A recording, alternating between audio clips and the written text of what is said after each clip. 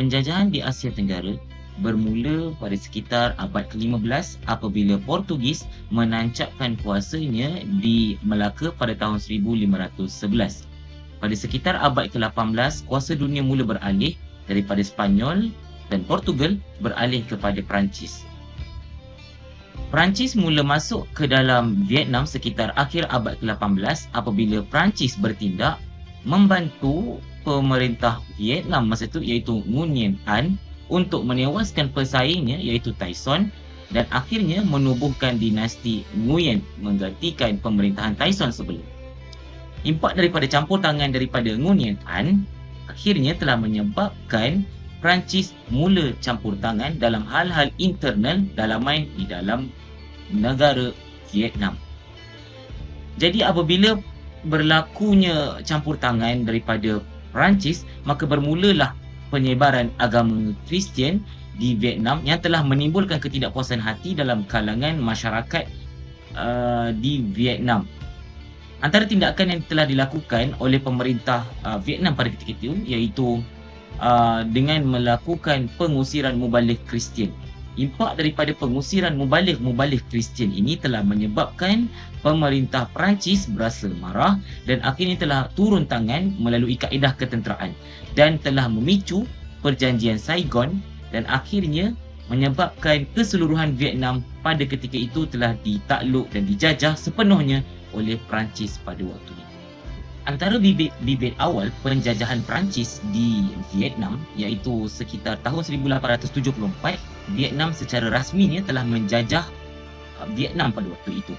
Sebelum itu sebenarnya Perancis telah mula merancang dan campur tangan dalam hal ehwal Vietnam. Antara punca-punca yang menjadi pemangkin bagi Perancis untuk campur tangan dalam pemerintahan di Vietnam adalah dengan campur tangan dalam hal ehwal keagamaan, kemasukan mubalik Kristian dan sekaligus telah membuka peluang kepada Perancis sebenarnya untuk campur tangan dalam hal ehwal politik, ekonomi dan sosial, seterusnya telah menyebabkan konflik ketenteraan dan akhirnya telah mencetuskan peperangan antara pihak Vietnam dan Perancis dan seterusnya telah menyebabkan penjajahan mutlak oleh Perancis. Kemasukan mubalik pada sekitar awalnya sebenarnya hanya untuk penyebaran agama Kristian. Francesco Buzomi merupakan misionari pertama di Indochina yang pada awalnya hanya sekadar menyebarkan agama Kristian. Namun, perubahan sikap pemerintah Vietnam pada ketika itu iaitu Minh Mang yang mempunyai sifat membencikan segala budaya barat termasuklah agama Kristian yang telah menyebabkan beliau telah menguatkuasakan sebuah undang-undang yang dikenali sebagai Undang-Undang Anti-Kristian. Sekaligus telah menguatkan pemerintah Vietnam pada ketika itu untuk menyaingi agama Kristian dan budaya barat dengan menguatkan pengaruh Cina dan Confucianism untuk menyaingi kuasa Kristian dan barat pada ketika itu. Tindakan ini telah menyebabkan Jeneral Perancis pada waktu itu menuntut agar tindakan Vietnam ini ditarik balik. Namun, pihak pemerintah Vietnam pada ketika itu menolak gesaan ini dan telah menyebabkan Perancis melakukan tindakan ketenteraan iaitu dengan mengepung kota Tauren iaitu dikenali sebagai Da Nang kini yang telah menyebabkan jatuhnya kota Tauren dan sekaligus telah menyebabkan konflik ketenteraan awal antara Vietnam dan Perancis. Perancis juga menggunakan isu keagamaan yang kita tahu yang seperti saya sebut awal tadi yang mana Perancis menggunakan isu keagamaan ini bagi sebagai benteng untuk menjadi alasan untuk diri mereka melakukan konfrontasi ketenteraan dengan kuasa Vietnam pada waktu itu. Impak daripada pertempuran antara Vietnam dan Perancis ini dan akhirnya konflik ketenteraan ini berakhir dengan penjajahan secara mutlak oleh pihak Perancis ke atas Vietnam. Campur tangan awal Perancis di Indochina bermula di Vietnam apabila Maharaja Minh Mang naiki takhta pada tahun 1820. Minh Mang terkenal dengan dasar anti baratnya. Pada tahun 1825, Minh Mang telah mengeluarkan perintah untuk menyekat kegiatan mubalik Kristian. Oleh hal demikian, Perancis telah campur tangan sehingga berjaya membebaskan mubalik Kristian yang dipenjara oleh Minh Mang. Pada tahun 1841, Maharaja Minh Mang telah digantikan dengan Sutri. Sutri pula mengamalkan dasar permusuhan terhadap agama Kristian. Misalnya, Sutri bertindak memenjarakan para mubalik Kristian. Oleh hal demikian, gereja telah mendesak kerajaan Perancis untuk campur tangan.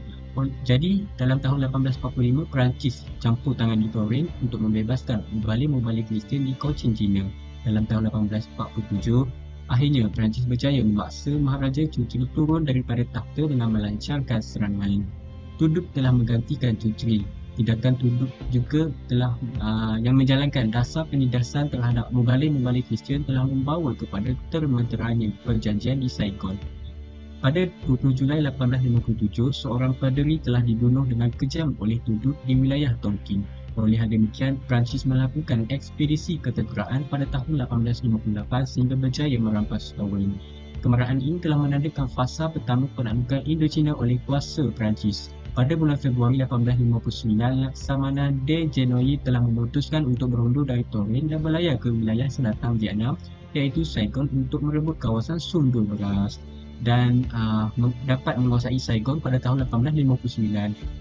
Perancis juga berjaya memaksa Tuduk untuk menandatangani perjanjian dengan Perancis pada tahun 1862 di Saigon. Melalui perjanjian tersebut, Tuduk telah memberikan 3 wilayah timur Cochinchina kepada Perancis dan bersetuju membayar denda berat. Secara keseluruhannya, campur tangan awal ini bermula sebelum termeterainya perjanjian Saigon pada tahun 1874 dan telah membuka jalan kepada penjajahan Perancis secara lebih sistematik di rantau Indochina. Confucianism berasal dari tamadun Cina, mempunyai pengaruh kuat di Vietnam sejak tahun 111 sebelum Masihi. Pengaruh ini berterusan selama 900 tahun sehingga zaman kemerdekaan awal Vietnam pada abad ke-10, menjadikan Confucianism sebati dengan masyarakat Vietnam. Pada abad ke-19, penguasaan ilmu Confucianism klasik melambangkan taraf penguasaan pendidikan seseorang. Namun, Confucianism merosot semasa pemerintahan Perancis akibat pertembungan dengan idea-idea baharu yang diperkenalkan seperti peperiksaan perkhidmatan awam yang memerlukan latihan sistem pendidikan Eropah. Kedatangan Perancis jelas memudarkan tradisi Confucianism yang diamalkan masyarakat Vietnam. Perjanjian Saigon 1874 menunjukkan keuntungan ekonomi yang besar bagi Perancis sekaligus melemahkan kekuasaan Maharaja Vietnam. Perjanjian ini membenarkan Perancis mengiktiraf kedaulatan Maharaja, namun mendapat hak membuka 3 pelabuhan kepada pedagang asing. Pentadbiran Perancis di Indochina ini menyatupadukan perkhidmatan awam, menyusun kerajaan tanah jajahan Laos dan menghapuskan sistem pentadbiran lama. Walaupun sistem pentadbiran berasaskan Maharaja dan pegawai Mandarin masih diamalkan, kuasa pentadbiran sebenar berada di tangan Residen tertinggi Perancis.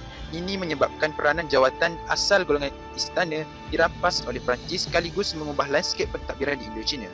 Dalam konteks sosial, Perancis menggubal dasar pelajaran baharu.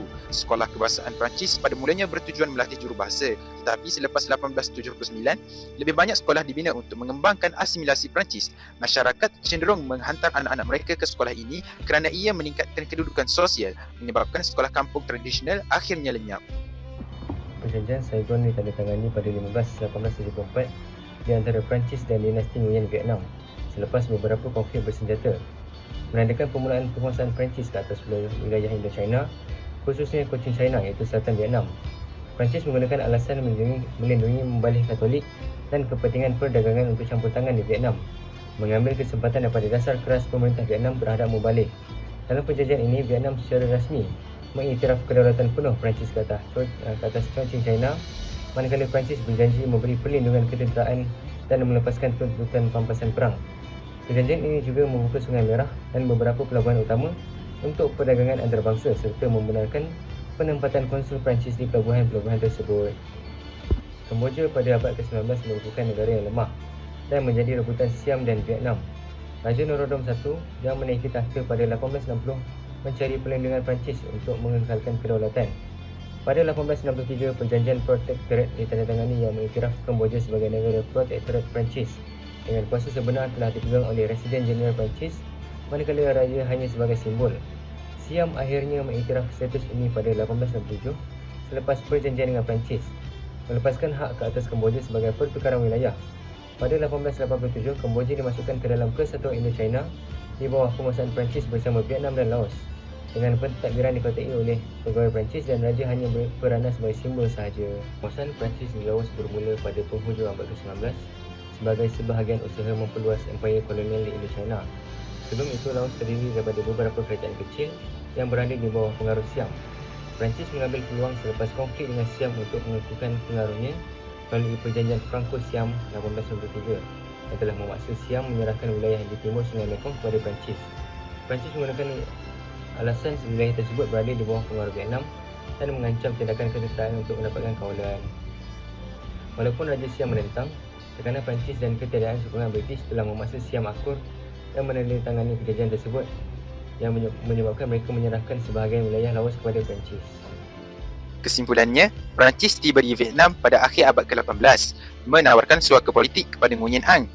Penindasan mubalik Kristian oleh pemerintah Vietnam menjadi alasan utama campur tangan ketenteraan Perancis. Perjanjian Saigon pertama dan Perjanjian Saigon 1874 secara rasmi meletakkan Indochina di bawah kuasa Perancis. Penguasaan Perancis turut meluas ke Kemboja dan Laos. Secara keseluruhan, penjajahan Perancis melemahkan sistem tradisional Vietnam dan struktur pentadbiran tempatan, menggantikannya dengan sistem kolonial untuk asimilasi Perancis.